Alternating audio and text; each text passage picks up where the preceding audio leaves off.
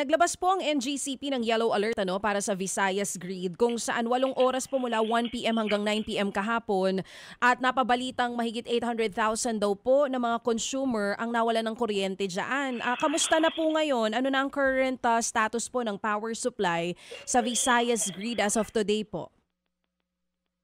Maraming salamat po sa ating katanungan.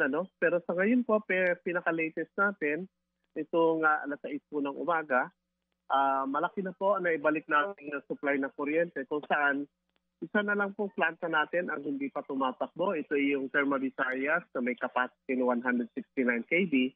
Pero bukod pa po ron, ang nakakapigil po sa pagbibigay natin ng serbisyo na kuryente ay yung status po ng ating mga transmission facilities at distribution line.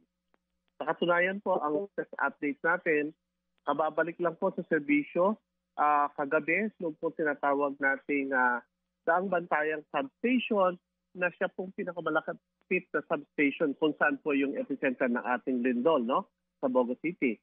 At ito po ngayon ay nakapagbigay na ng kuryente doon po sa mga apektadong lugar ng ating pong distribution utility or electric cooperative. Ito pong Cebu 2 Electric Cooperative, kung saan po ay nahirapan po tayong kumuha ng kuryente dahil ang susunod po na substation ay manggagaling na down south sa Compostela po, sa municipality ng Compostela sa Cebu. So sa ngayon po, naiayos na po ngayon at nag-umpisa po kaninang 1:00 na madaling araw, nagkaroon na po ng pagbabalik ng serbisyo ng kuryente sa kalakihang bahagi po ng franchise area nga ng ating Sebeco 2. Opo. Sa Leyte po, as of 8:30 PM, naibalik na po yung dalawa nating electric cooperative sa serbisyo. Ito po yung Don Orestes Electric Cooperative at saka Leyte Electric Cooperative 5.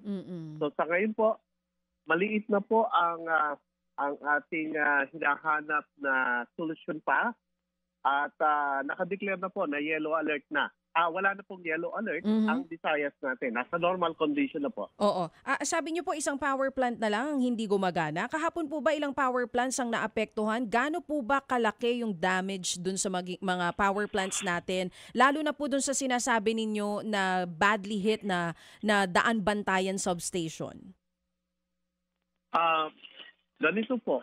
Pagkatapos po ng lindol o kagyat pagkatapos ng lindol, nagkaroon po tayo ng 27 o 27 power plants na nagkaroon po ng tinatawag nating force outage. So, yung pong force outage ay may iba't ibang kadahilanan. Pwede pong sa mismong planta ang nagkaroon ng diferensya or dahil nabatay po yung ating mga transmission facilities, kailangan din po nilang magpatay ng planta.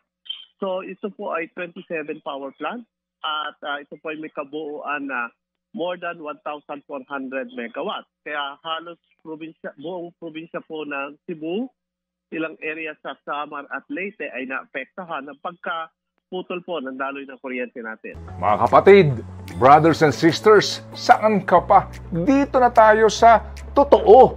Dito na tayo sa True FM. Mga kapatid, mag-subscribe and follow po kayo sa social media accounts ng True Network PH. Yan po kami. Hanapin nyo lang True Network PH, Facebook, Instagram, YouTube, TikTok, and podcast.